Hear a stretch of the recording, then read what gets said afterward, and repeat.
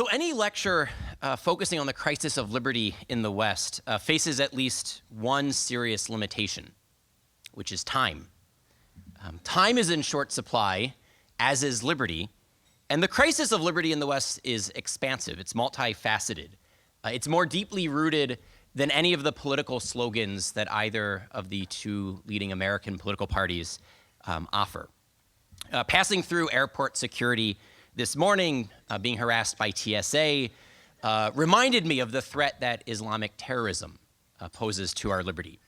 Scrolling through President Trump's Twitter feed, thinking about the big button that he likes to brag about, recalls another threat to our liberty. Bankrupt nations such as Greece, crumbling cities such as Detroit, government debt poses another threat to our liberty. Governments that regulate more aspects of our lives, frequently through unaccountable bureaucrats in faraway capitals like Washington, D.C., where I live, also threaten more of our liberty. But I really don't need to spend much time on any of those examples, because those are the common examples that are frequently mentioned, bandied about in discussions like this. Many Americans feel that the system is rigged against them, that elites despise the values of ordinary people, that political correctness prevents us from naming and thus combating our enemies, that technocrats in Washington know better, and that we needed a radical change. And so I think within the past year or two, you can see this is where Brexit in the UK and then the election of Donald Trump comes into play. These are the sorts of considerations that I think standard economic, political, and then security analysts would point to as threats to liberty in the West. But I think underlying all of them are deeper concerns with deeper roots that highlight an anthropological and a spiritual crisis. And so at the heart of the crisis of freedom that we see today, it's not primarily economic, it's not primarily national security, it's not primarily political. I think it's going to be primarily anthropological, how we understand the human person, and then spiritual. So look to the empty pews, the Western European churches that have been turned into museums or into mosques. Look to the American churches that have become little more than social clubs. Look to the opioid and other drug epidemics plaguing our nation. Look to the unprecedented rates of men who have simply dropped out of the workforce.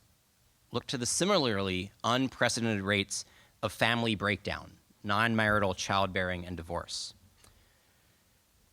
Look to the widespread belief that there is no truth, and certainly no moral truth. There's just opinions, they're just feelings. Who are you to impose your values on someone else? And so the deepest crisis of liberty, as I see it, is a crisis of freedom, of moral freedom. Freedom today is understood as Sir Cyrus Pinkers once said, as a freedom of indifference, rather than a freedom for excellence. It's understood as a freedom from constraint, rather than freedom rightly understood as freedom for something, freedom for virtue. So Americans, and for that matter, the Western tradition writ large, once understood that the most important freedom was freedom from slavery to sin. Freedom from slavery to sin and for flourishing, for virtue. This belief was once common knowledge. It was something all of our grandparents would have understood. It was obvious. It was obvious to great thinkers from the Greek tradition, from the Roman tradition, from Jewish and Christian theologians. And now it seems incomprehensible to my classmates. It seems incomprehensible to the students who I spoke to today at SMU Law School. We can't even understand the concept of slavery to sin, to our ungoverned appetites. We no longer know what the West once knew, that the most important freedom is freedom for living in accordance with the truth. And it's the loss of this conviction and how it intersects with those other more commonly discussed aspects of freedom, economic freedom, political freedom, that I want to explore in the time we have tonight. So we can talk first about economic interest. Rob told me that this was going to be a gathering that had business people. So business people care about economics. So we'll start with something that hopefully will be familiar. We all recognize that we're overtaxed, that we're overregulated, that many of the regulations that we have aren't actually for the common good, but they're used to protect special interests. If I wanted to become someone who braids hair for a living, I would have to spend 400 hours acquiring a license to braid hair. Is that actually meant to protect the quality of hair braiding, or is that meant to be a barrier to entry so that I can't compete against the existing hair braiders? And what's true for hair braiding is true for hair cuttery, it's true for barbershops. Just go down the list. It's regulatory capture, where vested interests can rig government regulation not to serve the common good, not to serve justice, not to serve the little guy, but to protect their own market share. It's what many of us are now calling crony capitalism, in which many of the bigs, the big business, the big law firms, big media, Hollywood, use government power not to support human rights, human flourishing, common good, but to support their vested interests. But they do it under the guise of, we need this regulation to prevent people from getting their hair braided improperly. But one of the reasons why we do have, the violations of economic freedom have been responded to with poor defenses of economic freedom. And so the second area I want to mention are that we have really rather anemic accounts of freedom, particularly being offered by center-right thinkers. And so it's not surprising that of the three final candidates standing, Hillary Clinton, Bernie Sanders, and Donald Trump, none of them spoke primarily in terms of freedom or liberty. If you think about what their messages were, they weren't Ted Cruz's message, which was primarily a message of freedom. It was much more a message that sounded like Ronald Reagan 30 years later reincarnated. But for Trump, for Clinton, and for Sanders, it was much more about economic security. It was about protecting people. It was about taking care of people. These messages of economic freedom haven't resonated with people to a large extent, I think partly because they aren't actually offering a solid foundation. And I think this intersects well with what Chris said about the mission of APPI. Because on the one hand, you have a certain type of libertarian who says that we have certain natural rights to economic activity that are absolute, like our right to life. So they argue that any taxation is theft. You probably have a libertarian friend like this that'll say any taxation is too much taxation, any regulation. I'm seeing people pointing at each other at the tables tonight. So apparently some of you are here. So this will be a challenge for you. Some taxation is justified. Some regulation is justified. But many of the arguments that we make makes it seem as if any government activity is unjustified and that the government in and of itself is an evil. Then you have the utilitarian defenders of freedom who said that what matters is aggregate flourishing. And so if GDP is going up, that's what matters. If this particular economic policy will make a difference on the aggregate level, that's what matters. And they ignore the winners and the losers, the distribution of costs and benefits to any given economic policy. What they leave out in their account of economic rights is any account of economic duties.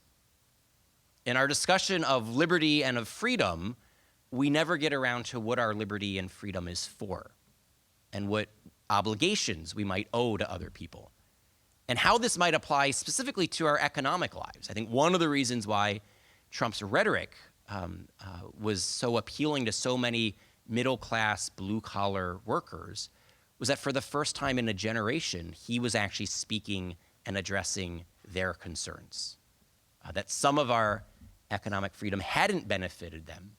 I don't think he has any solutions to this. And so I don't think it's surprising that we haven't seen in his first year of office any policy proposals that actually address the needs of the working class. But he at least talked about it in a way that we hadn't seen before. Now, of course, bad intellectual arguments aren't the only culprits here. So too is our collapsed civil society, another theme that Chris mentioned in his discussion of APPI.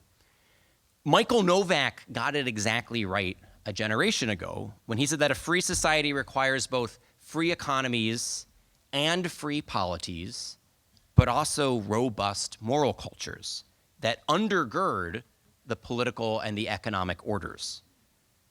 And so the crisis of liberty in the United States today is not merely deficient intellectual defenses of liberty. It's not merely over government regulation. It's also a crisis of real society, a crisis of community and solidarity, a crisis of truth and virtue. You can look at this today compared to 50 years ago when Moynihan wrote his famous report. When Moynihan wrote his report on the state of the black family back in the 1960s, he pointed out births to single mothers society-wide were in the single digits, but births to African Americans were 25%. And he wrote the report precisely because he cared about black people, saying that if a quarter of African Americans are born outside of marriage, they will fail to flourish. This will have serious consequences for those communities.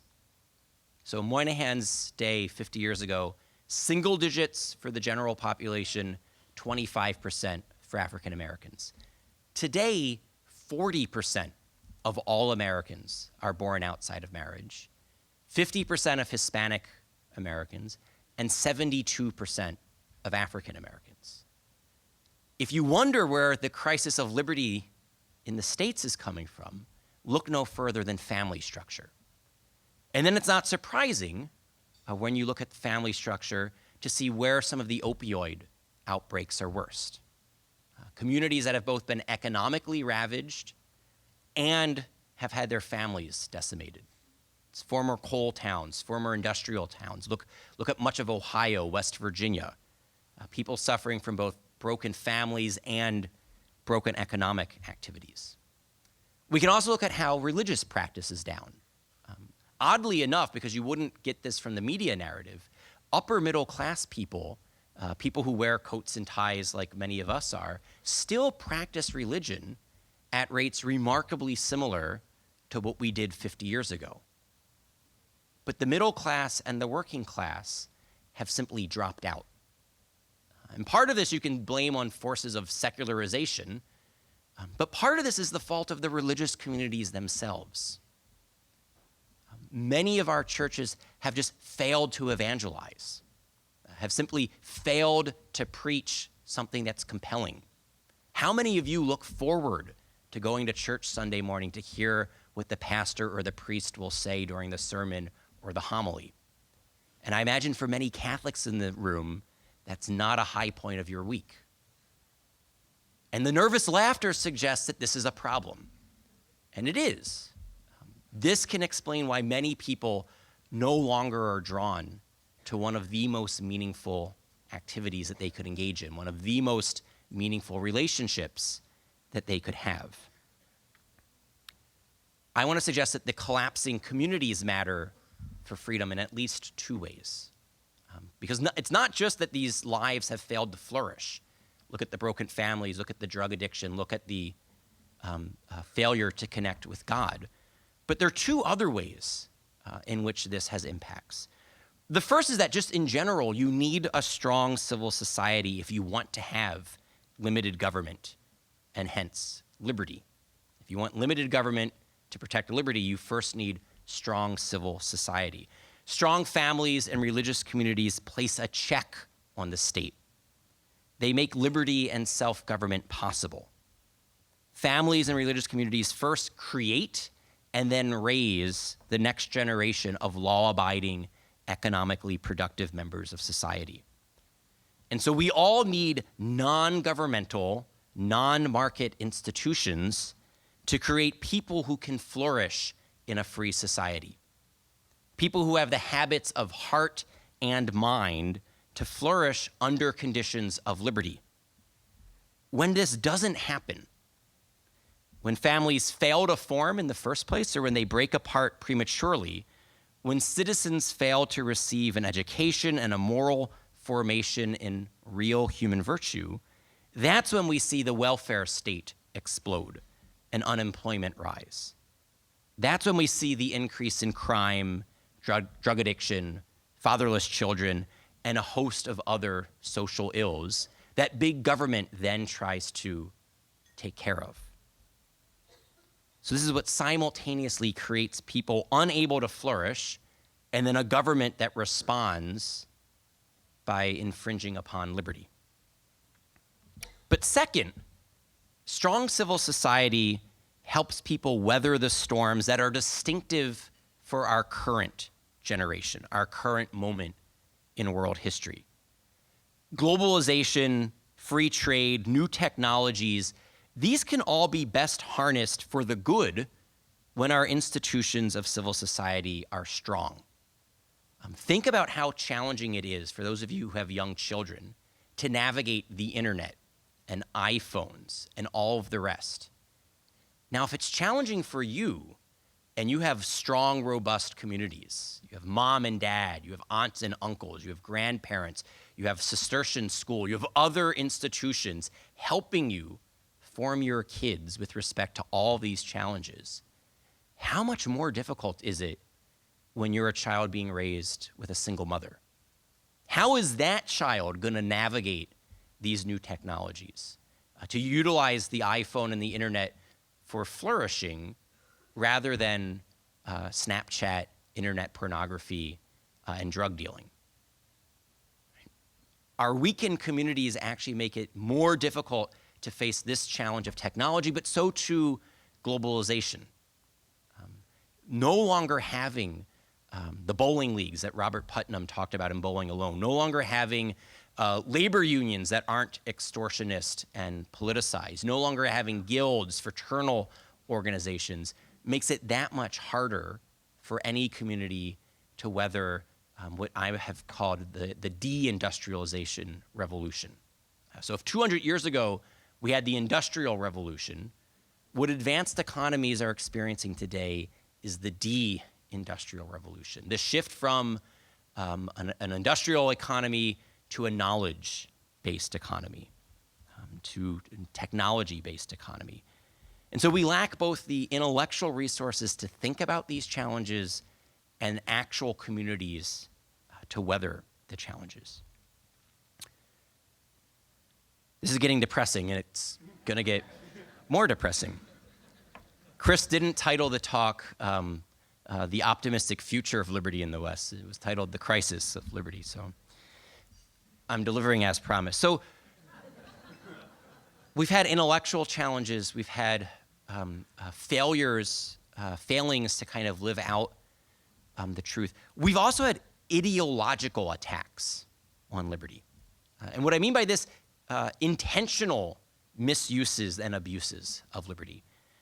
We can start this with the sexual revolution, so go back to the late 60s, first with the normalization of the hookup culture, with the normalization of cohabitation, with the mainstreaming of pornography, with the introduction of no-fault divorce laws, with the more than doubling in the rates of divorce, with the statistics that I already mentioned of non-marital childbearing, and then most recently, as the conclusion of all these other changes, the legal redefinition of marriage. Anthony Kennedy and his 4 liberal colleagues on the Supreme Court didn't redefine marriage out of whole cloth. They took 50 years of a cultural redefinition of human sexuality and then enshrined the logical conclusion into our Constitution. They didn't read it out of the Constitution, they placed it into it. The Supreme Court did something similar 40 years ago, 45 years ago now, in Roe v. Wade. Again, an ideological assault under the guise of freedom. So just as the sexual revolution was sold to us as increasing our liberty, so too under the name of a woman's right to choose, we've now aborted over 60 million children in the United States since Roe v. Wade. And then the new ideological assault, the topic of my book that's officially released in 2 weeks, which you can order on Amazon.com right now, titled When Harry Became Sally. I make a nickel for each book sold. Please leave a positive review. The assault on a sound understanding of gender identity. We now see public schools across the country, children being told that they could be a boy trapped in a girl's body or a girl trapped in a boy's body. And the official promulgated standards of care amongst physicians and other gender experts is that children as young as age 2 or 3 should be encouraged to socially transition, be given a new name, a new pronoun, a new wardrobe, access to new bathrooms and locker rooms and sports teams. That's what the Obama Dear Colleague letter from a year and a half ago was all about, was enshrining in our federal law the first step of the standard of care, of ensuring every child would be treated according to their gender identity, not according to their biological sex. But it's a 4-pronged treatment protocol. The second is as the child approaches age 9, 10, or 11, they are to be placed on puberty-blocking drugs to indefinitely delay the onset of their sexual maturation as a male or a female. Then as the child approaches 14, 15, and 16, they are to be administered the opposite sex's sex hormone. So estrogen for boys, testosterone for girls. And then at age 18, they can have sex reassignment surgery. That could entail both what's known as top surgery and or bottom surgery. This is a dinner talk, so I'm not going to go into more detail, but you can read about this in the book. Needless to say, the outcomes for people who identify as transgender, for people who have had sex reassignment surgery, are rather bleak. 40% of people who identify as transgender attempt suicide at some point in their lives. People who have had sex reassignment surgery are 19 times more likely than average to die by suicide. By contrast, 80 to 95% of young people with gender dysphoria will naturally grow out of it if their development is not blocked. So if you allow a 5-year-old boy who identifies as a girl to simply go through the development process, to let them know, look, boys can play with dolls, boys don't have to be interested in football, boys can be sensitive, boys don't have to be bullies. When that child is 7 or 8 or 9, 80 to 95% of the time, he would have grown out of it. But if you give that 5-year-old boy a new name, a new pronoun, a wardrobe full of skirts and dresses, and then you give him puberty-blocking drugs so that at age 10, 11, 12, he isn't given that rush of testosterone to masculinize his body, we have no idea what the long-term consequences will be. These drugs are entirely experimental, and the one study that has been done on this, 100% of the children who were placed on puberty-blocking drugs persisted in their transgender identification. This is an ideological assault on liberty. The freedom for these young people to develop into healthy men and women, to one day be mothers and fathers. Many of these people are rendered infertile, incapable of engaging in authentic sexual acts after they've amputated their sexual organs. It gets worse because the ideological misuses, and again, the misuses of liberty then become ideological violations of liberty. And what I mean by this is a term that I've coined with one of my colleagues, cultural cronyism. So I mentioned crony capitalism, where businesses rig the economy in their favor. Cultural cronyism is where ideologues rig our culture in accordance with their preferences. What are the examples of this? The fact that the Little Sisters of the Poor are still in federal court to try to protect their right not to have to provide coverage of abortion-inducing drugs and contraceptives to their employees. When the Trump administration finally protected the Little Sisters of the Poor last year, the Attorney General of California and of Pennsylvania sued to prevent the nuns from being protected. saying that the nuns were now violating the rights of their female employees who under Obamacare have a right to cost-free coverage of contraception and abortion-causing drugs. So it's not good enough for the people in favor of contraception and abortion that they have constitutional rights to use these drugs and devices. They want to make nuns provide these drugs and devices. The Supreme Court earlier this term, so 2 months ago now, almost exactly 2 months ago now, heard the case of Jack Phillips, an evangelical baker who serves all of his customers, whether they're black or white, men or women, gay or straight, but he can't do certain custom orders for events that celebrate occasions that he doesn't believe in, that communicate messages that he can't express. And so Jack Phillips has turned down requests to do Halloween cakes, because he's the type of evangelical that thinks we shouldn't celebrate Halloween. He's turned down requests to do cakes that are anti-American, because he's the type of patriot that thinks we should love and honor our country. He's turned down a request to do a divorce cake. Someone once wanted him to bake a traditional 3-tiered white wedding cake and then cut it in half to express and celebrate the divorce. And he said no, because he's the type of Christian that thinks we shouldn't be encouraging or celebrating divorce. And then he was once asked to do a same-sex wedding cake. And again, he said no, and then he found himself in legal hot water. He's lost all of his court hearings so far. He's gone all the way up through the Colorado state court system, and then earlier this year, he found himself at the US Supreme Court. And so the question now is, it's not enough that the Supreme Court has redefined the legal definition of marriage and same-sex couples can live their lives according to their beliefs and have the government's seal of approval. They also need this particular evangelical baker to help celebrate their union. And they've shut down Catholic adoption agencies in Massachusetts, in Illinois, in San Francisco, in Washington, D.C., not because Catholic charity adoption agencies were trying to prevent gay couples from adopting children, but because they didn't want to be the ones that had to do it. Catholic adoption agencies simply wanted the freedom to place orphans that had been entrusted to their care with married moms and dads, and the government said no. And so again, we see an ideological violation of liberty. And a lesser well-known, although probably well-known to at least one person in this room, were some of the transgender mandates that occurred. So part of Obamacare, in the very last year of Obamacare, the Department of Health and Human Services redefined the word sex to mean gender identity. Obamacare says you can't discriminate on the basis of sex in your healthcare plans.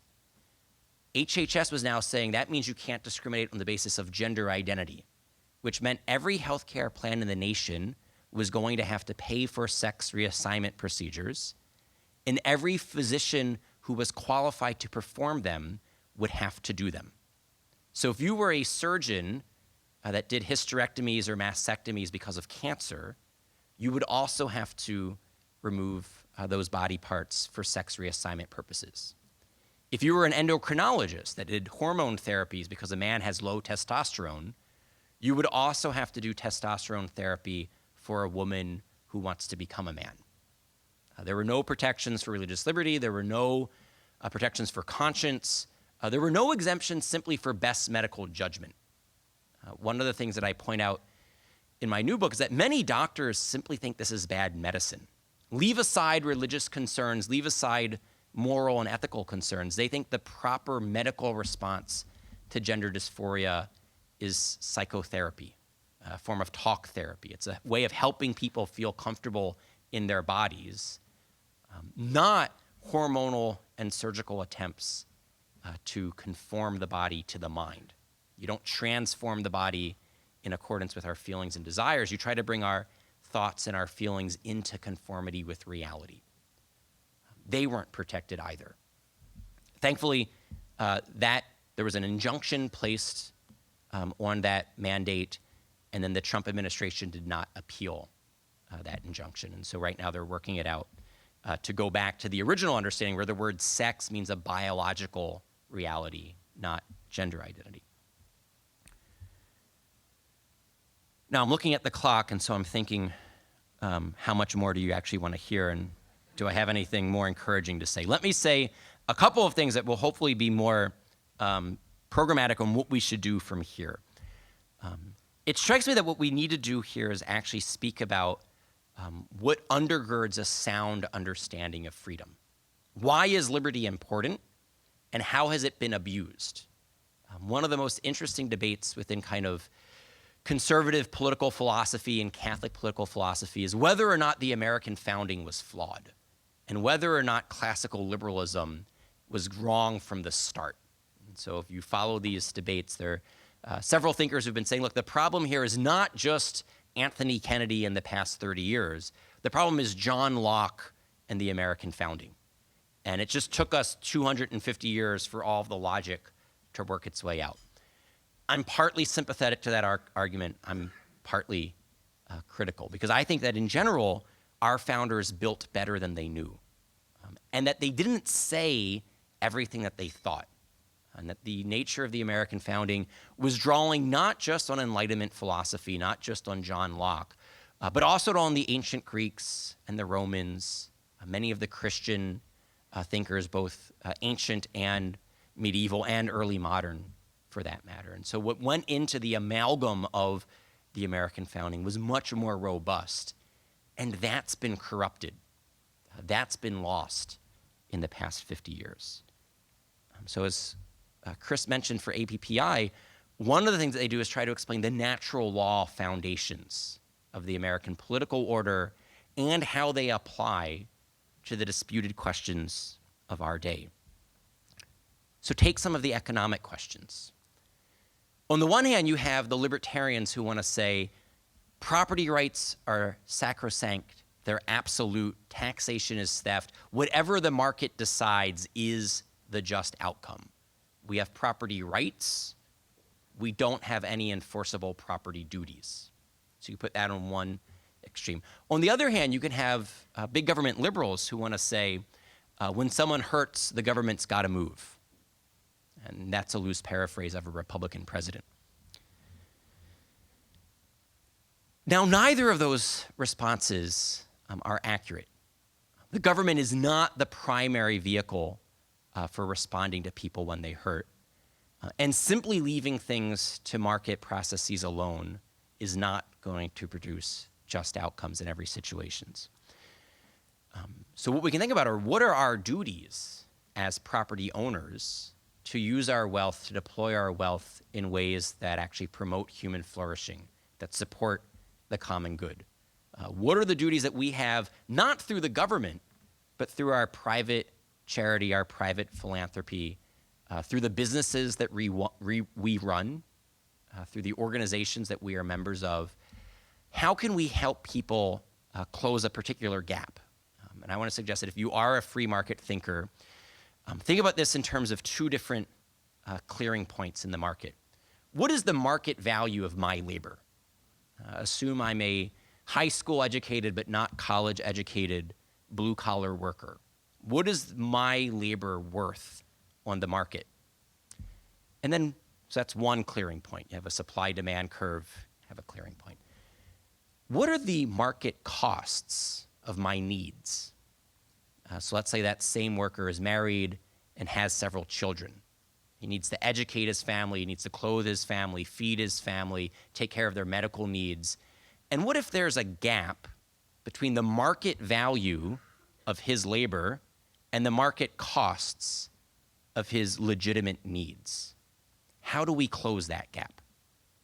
Libertarians say leave it to the market, leave it to private charity alone. Liberals say create a government program, government-run public schools, government-run healthcare.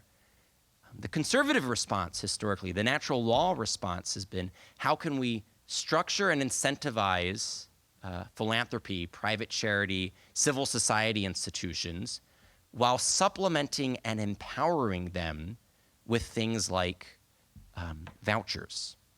All right? So an education voucher doesn't create a government-run public school, but it says to that father, here's money that you can use to send your kid to the school of your choice. The same schools that many of the families in this room would want to send their kids to. Rather than creating something that's government run, rather than leaving the family with a gap, there's a way in which we can help close that gap without undermining civil society. Right? This makes Cistercian and other schools flourish. More families can take advantage of those opportunities. Same thing is true for healthcare.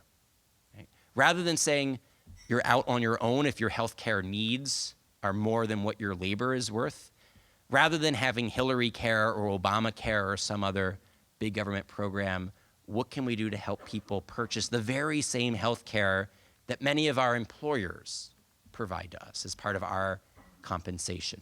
And so that's where various debates about premium support and healthcare vouchers come in. But what do we then do? And that's all meant to just be programmatic, hand-waving, get you thinking. It's not meant to do any of the actual in-the-weeds policy analysis. But what do we then do about where I think the critiques of the Enlightenment liberalism philosophy are most accurate? The lifestyle liberalism of consenting adults should do whatever consenting adults want to do. And if that means consent to have an abortion or consent to transition to a different gender or consent to have a same-sex marriage, or for that matter, a throuple or polyamorous, polygamous union, it strikes me that what we have are a bad vision of the human person, a bad anthropology that gave us natural rights without foundations and without directions. Right? Natural rights utterly detached from how ought we exercise our rights. As I mentioned at the beginning, it's a freedom of indifference rather than a freedom for excellence. Bad anthropology debased our minds so that we're unable to distinguish liberty from license, something that every one of the American founders was readily able to distinguish. Rightly ordered liberty from license. Bad anthropology sought to liberate man from the very communities where he finds meaning and purpose, alienating modern man from work, from family, and from God. The result is a working class without the values or the virtues to flourish in a condition of freedom, and a ruling class more devoted to the global community than to its own communities. The result is a working class that's increasingly isolated from meaningful relationships, and thus more anxious about its future in an age of economic insecurity, and then a ruling class that's increasingly isolated from the working class, unaware of their neighbors and their struggles and their anxieties. The result's a nation, both working class and ruling class, that increasingly lacks a transcendent orientation, and as a result fails to even have a decent humanistic vision. So if we don't have God as our Father, we're unlikely to see our fellow man as our brother. And if we're not made in the image and likeness of God, we're not very likely to treat every life as created equal and endowed by its creator with certain unalienable rights. Indeed, we'll view our neighbors as random, meaningless pieces of cosmic dust that sometimes gets in our way. And so the challenge for us is to at least recover a common understanding of what human flourishing looks like and how we should go about making it a reality for more people. So this will require better intellectual foundations for freedom. That's why the work of APPI is so important. It'll require the hard work of actually rebuilding civil society and all of those mediating institutions between the individual and the government. It requires acknowledging our duties not to abstract humanity and the global community, but to concrete particular neighbors. And most importantly, it'll require protecting the freedom of religion so that religious communities can do their vital work in accomplishing all of these tasks, in ministering to the poor, in ministering to the peripheries, in passing on both a humanistic and a transcendent vision of the human person. So let me close, which hopefully is an encouraging way to wrap this up, Let me close by suggesting that everything I've said in this lecture could simply be a reflection on man's nature as a dependent, rational animal, in the words of the Catholic philosopher Alistair MacIntyre. First, we're animals. We have a nature. There are certain things that are good or bad for us simply given the type of creature that we are. We don't get to decide what's good or bad for us. We just get to discern whether or not we're going to live in accordance with the truth of our nature and what's good and what's bad. And second, we're rational, which means that we can know our nature and we can know those ends that are fulfilling for us and those that are not fulfilling for us. We can know the things that are good for us and the things that are bad for us. Our rational animal nature is what makes freedom possible. But then thirdly, we're dependent. Remember, it's dependent rational animals. This is where some of the American talk of liberty, liberty, liberty gets human nature wrong. We're not just autonomous atoms. We are self-directed creatures, but we're self-directed creatures within the context of dependent relationships. Each and every one of us entered life entirely dependent on other people. We spent, on average, 9 months inside of someone's womb. I once was a man trapped in a woman's body.